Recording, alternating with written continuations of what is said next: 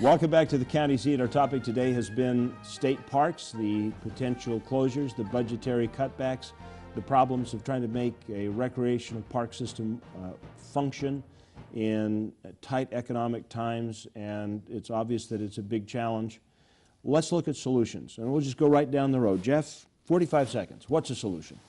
One of the solutions is to open up the restricted fund accounts so that we can use them in a broader way, and the state park system can apply for those restricted funds in a broader definition of how those funds, and they haven't been being used, and so they've been being applied for and not used, and so we need to start using those funds. That's one solution to the problem. Another solution is for the citizens to let their legislators know how important state parks are to them.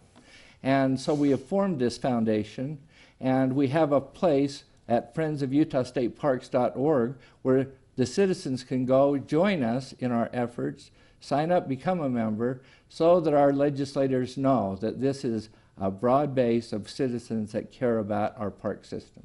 Very good. Thanks, Jeff. Mike, from a county perspective, what are you doing, or what do you think the solution is? I think the solution is the counties need to take an investment approach to it as well. These are investments that we need to make, and we've taken that approach. You know, we have done a lot through our county and our neighboring counties to invest in the state parks. Is one of our frustrations with the audit is the cash and other contributions that we brought to the state parks aren't recognized in the audit. Just this year, we've invested close to $35,000 in a Delta Airlines advertising that specifically promoted state parks.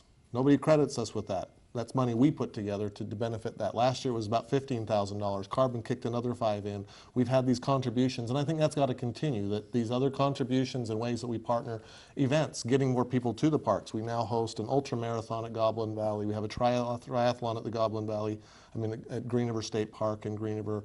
We have an OHV group that now is organizing huge events as well as a jamboree at Millsite. You know, partnerships and those kinds of things are a way that we've got to get the state parks to look, and dollars will follow that. We've shown that, we've brought dollars, and I think that'll continue if that outreach happens. Representative Watkins. Well, I've heard from people all over, and I have visited these parks. Obviously, I've even used some of them because I live in the area, and they are important to us. I know what they have done in contributing money. They have the Friends of the Golf Course and all of those kind of things that local people need to join and become even more active. I know how passionate they are. I've been to a number of these meetings, and I'm still going to go into committee and listen to what they have, but I've talked to the director myself.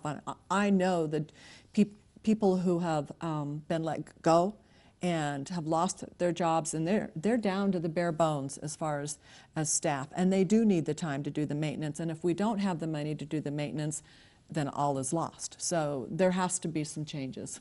Senator, you get the last shot here. Well, I think it's this budget cuts has been an awareness program. I think we've gotten a lot of free advertisement for the state parks out of all this budget cuts in the last year. I don't think a lot of people knew that there's this many state parks, and it's been a great advertisement for them. I think they're getting a lot more visitation, maybe because if you don't use them, you're going to lose them, and I think that's the attitude that we need to do. Use your parks. I mean, they're important. Well, if they're important, let's use them, and we wouldn't be having this conversation, I believe. Very good. Well, listen, we will be back on the other side of the broadcast. That's it for the broadcast half hour. Unfortunately, time marches on. There are other programs waiting to air. But if you'd like to join us at thecountyseat.tv, you can watch an extended version, and the gloves are coming off. So we'll look for you in just a minute. Thanks for joining us. We'll be back on the air next Sunday morning at 8 right here on ABC4. Thanks for joining us.